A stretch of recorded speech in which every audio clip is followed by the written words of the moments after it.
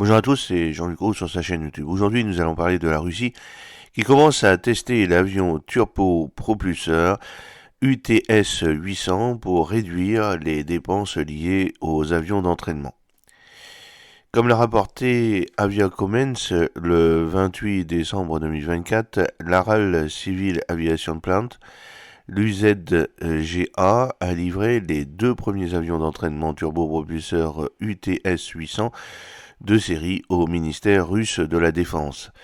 Ces avions désignés 06 et 07 avec des numéros de queue rouges seront intégrés aux essais en vol pour évaluer leur performance et leur adéquation à la formation des cadets dans l'aviation opérationnelle et tactique.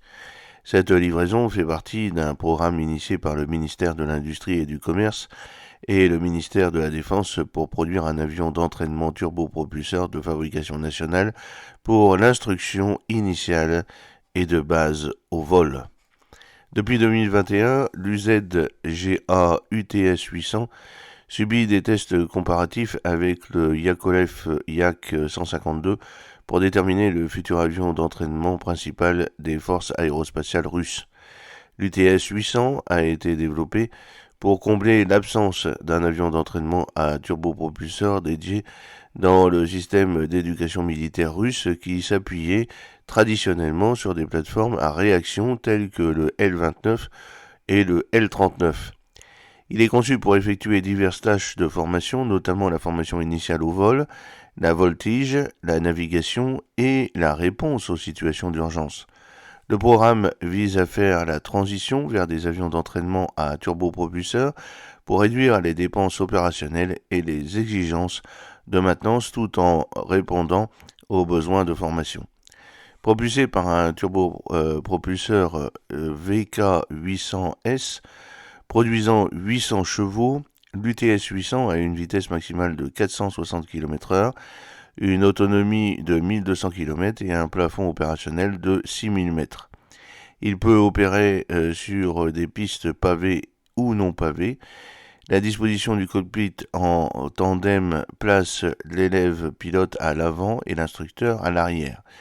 Les caractéristiques de sécurité comprennent des sièges éjectables, un auvent résistant aux oiseaux et un système anti-givrage. Pour atteindre un poids à vide de 1706 kg et un poids maximal de décollage de 2560 kg, la cellule intègre des matériaux composites polymères pour réduire le poids et les coûts de fabrication tout en maintenant la résilience structurelle. L'avionique de l'avion comprend un affichage tête haute et des écrans multifonctions pour simuler divers scénarios d'entraînement. Un système de contrôle mécanique à action directe et une configuration aérodynamique conçue pour la prévisibilité contribuent aux caractéristiques de maniabilité. Des caractéristiques telles que les approches contrôlées aux angles d'attaque critiques, l'entrée et la sortie de vrille en toute sécurité et les surcharges autorisées de plus 7 à moins 4 G soutiennent son application dans la formation à la voltige et à la navigation.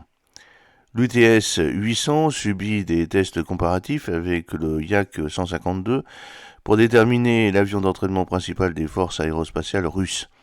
Ces évaluations ont commencé en 2021 et se poursuivent, aucun des deux avions n'entrant en production à grande échelle. Le Yak 152, introduit en 2016, est propulsé par le moteur diesel allemand Red A03T, qui est de plus en plus difficile à se procurer en raison des restrictions géopolitiques.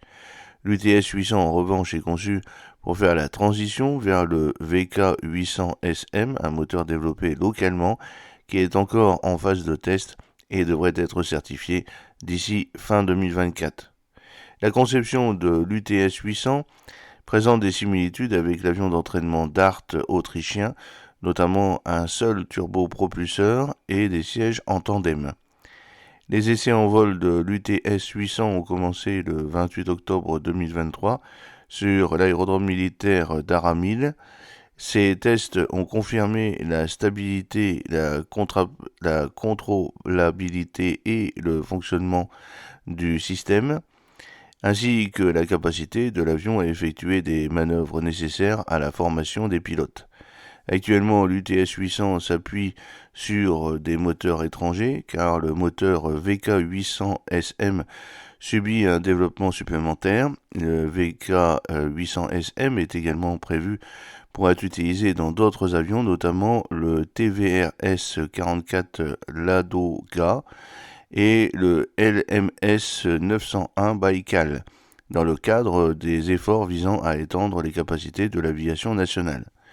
La conception de l'UTS 800 présente des similitudes avec l'avion d'entraînement autrichien Dart, notamment un turbopropulseur unique et des sièges en tandem. L'UZGA n'a confirmé aucune influence directe de conception étrangère.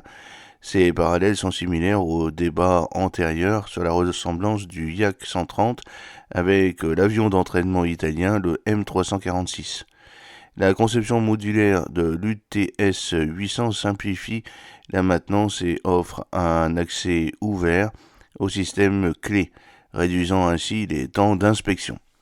Il peut fonctionner à partir de pistes d'atterrissage non pavées et dans différentes conditions météorologiques. Il comprend également un système d'évacuation d'urgence avec des sièges éjectables fonctionnels à toutes les altitudes et les vitesses.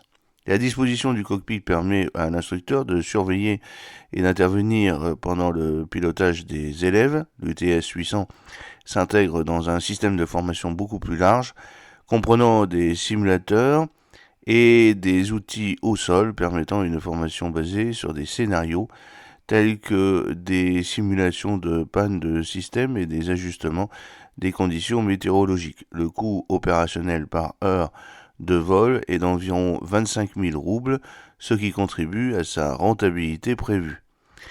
L'UTS 800 fait partie d'efforts plus vastes visant à remplacer la dépendance au système étranger dans l'aviation russe. Il est en concurrence avec le Yak 152 qui est affecté par des problèmes d'approvisionnement au moteur. Le SR-10 et donc le développement de l'UTS 800, un ancien avion d'entraînement intermédiaire, a été abandonné en raison de problèmes similaires, soulignant les difficultés actuelles à obtenir des moteurs pour les avions d'entraînement. L'UTS 800 et le Yak 152 sont toujours en cours d'évaluation avec un déploiement à grande échelle toujours en attente. Le développement de l'UTS 800 reflète une initiative visant à améliorer la production aéronautique nationale de la Russie tout en s'attaquant à la dépendance aux technologies étrangères. L'UZGA a déjà travaillé sur des projets tels que le LMS 901 Baïkal et des versions localisées de l'avion L410. Le moteur VK 800 SM est au cœur de ces efforts, avec des applications prévues sur plusieurs plateformes. La progression du programme dépend de la capacité à surmonter les défis actuels, notamment en matière de certification et d'intégration des moteurs, qui détermineront la viabilité de l'avion pour les applications militaires et civiles. J'espère que cette petite vidéo vous a plu. N'oubliez pas de cliquer sur le pouce pour la promouvoir, de vous abonner si ce n'est pas encore fait et de partager cette vidéo sur vos réseaux sociaux. A très bientôt, fidèlement Jean-Luc O.